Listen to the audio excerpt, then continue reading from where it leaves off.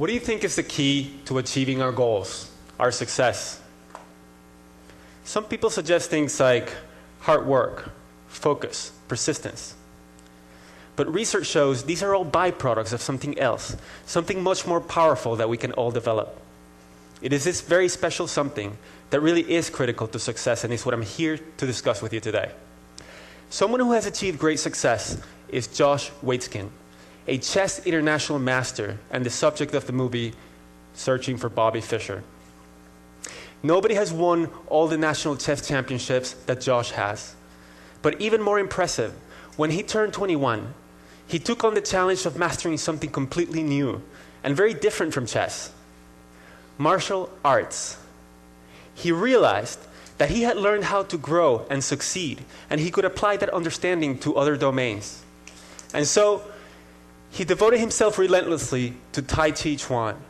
And after lots of hard work, many failures, and some broken joints, he became a great martial artist, and he won 2 world championships.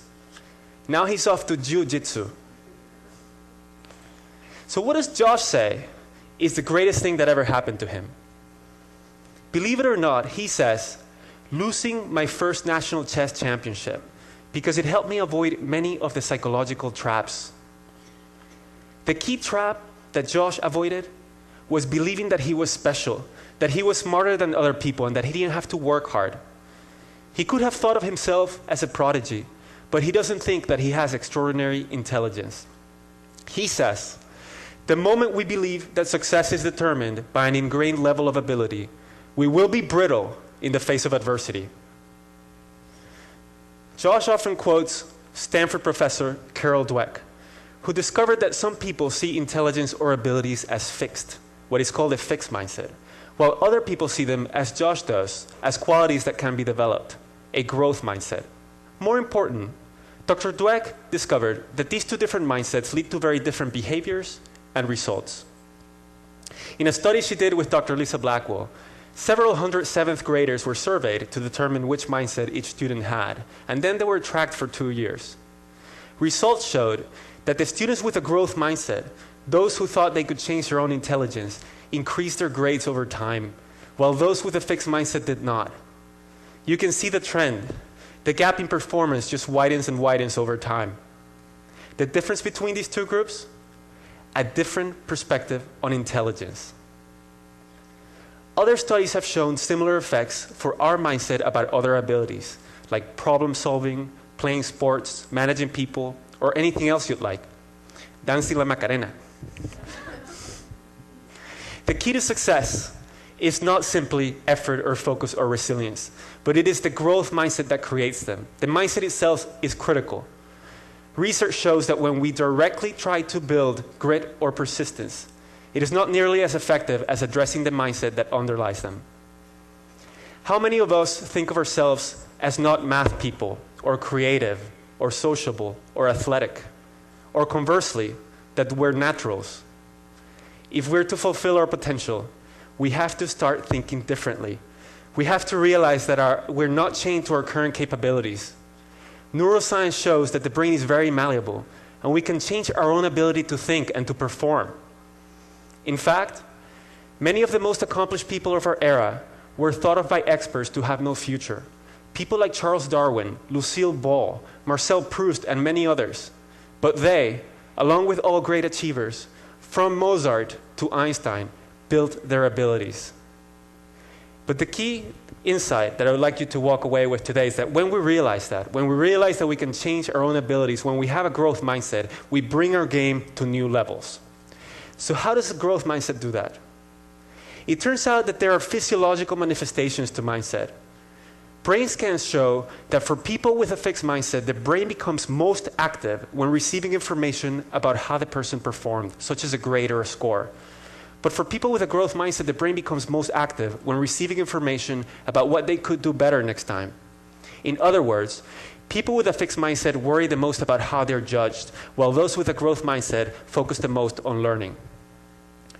There are other consequences of mindset. People with a fixed mindset see effort as a bad thing, something that only people with low capabilities need, while those with a growth mindset see effort as what makes us smart, as the way to grow.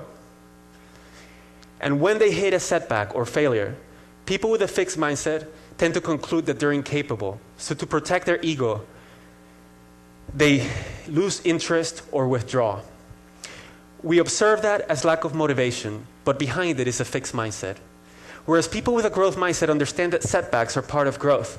So when they hit one, they find a way around it, like Josh Waitzkin did when he lost in chess or in martial arts.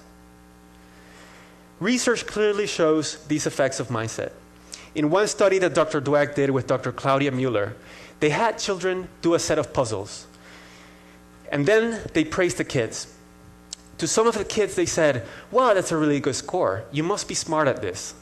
That's fixed mindset praise because it portrays intelligence or abilities as a fixed quality. To other kids, they said, "Wow, that's a really good score. You must have tried really hard." That's growth mindset praise because it focuses on the process. Then they asked the kids, "Okay, what kind of puzzle would you like to do next? An easy one or a hard one?" The majority of the kids who received the fixed mindset praise chose to do the easy puzzle, while the great majority of those who received the growth mindset praise chose to challenge themselves. Then the researchers gave a hard puzzle to all of the kids because they were interested in seeing what confronting difficulty would do to their performance. Look at what happened when the kids later went back to the set of easier problems that they started with. The kids who received the fixed mindset praise did significantly worse than they had originally, while those who received the growth mindset praise did better. And to top it off, at the very end, kids were asked to report their scores. And the kids who received the fixed mindset praise lied about their scores over 3 times more often than those who received the growth mindset praise. They did not have another way to cope with their failure. The difference between these two groups?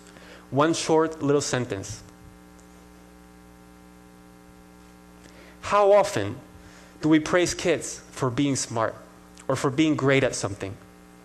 We've been told that this will raise their self-esteem, but instead, it puts them in a fixed mindset. They become afraid of challenges and they lose confidence when things get hard. As Josh Waitzkin says, it is incredibly important for parents to make their feedback process related, as opposed to praising or criticizing talent. If we win because we're a winner, then when we lose, it must make us a loser. These studies show not only the mechanisms by which mindset affects performance, but they also show something else that's very important. They show that we can change mindsets. And that's important because most of us have fixed mindsets about something. Another study that showed that we can change mindsets is one in which Dweck and Blackwell did a workshop with 7th graders to instill a growth mindset in them. As a result of the workshop, the students gained more interest in learning and they worked harder. And as a result of that, their grades improved. Other studies have shown that when we teach a growth mindset, not only does it improve achievement for students as a whole, but it also narrows the achievement gap because the effects are most pronounced for the students who face negative stereotypes, such as minority students and girls in math. I've spoken mostly about children, but mindset affects all of us. In our workplaces, managers with fixed mindsets don't welcome feedback as much, and they don't mentor employees as much. And employees with growth mindsets about specific skills like negotiations become far better at those skills than people with fixed views. Mindsets can even help us solve big social issues. A recent study showed that when we expose Israelis and Palestinians to the idea that groups can change, they increase their attitudes toward one another, they improve them, and they enhance their willingness to compromise and to work for peace. We also see the effects of mindsets on relationships, sports, health. How is it possible that as a society, we're not asking schools to develop a growth mindset in children? Our myopic efforts to teach them facts, concepts, and even critical thinking skills is likely to fail if we don't also deliberately teach them the essential beliefs that will allow them to succeed, not only in school, but also beyond. There's a lot that we can do to change mindsets, but here are 3 things that any of us can do to instill a growth mindset in ourselves and in those around us. First, recognize that the growth mindset is not only beneficial, but it's also supported by science. Neuroscience shows that the brain changes and becomes more capable when we work hard to improve ourselves. Second, Learn and teach others about how to develop our abilities. Learn about deliberate practice and what makes for effective effort. When we understand how to develop our abilities, we strengthen our conviction that we're in charge of them. And third, listen for your fixed mindset voice. And when you hear it, talk back with a growth mindset voice. If you hear, I can't do it, add, yet. My request to you today is that you share this knowledge about the growth mindset with your family, friends, and schools so that all of us can go and fulfill our potential. Thank you.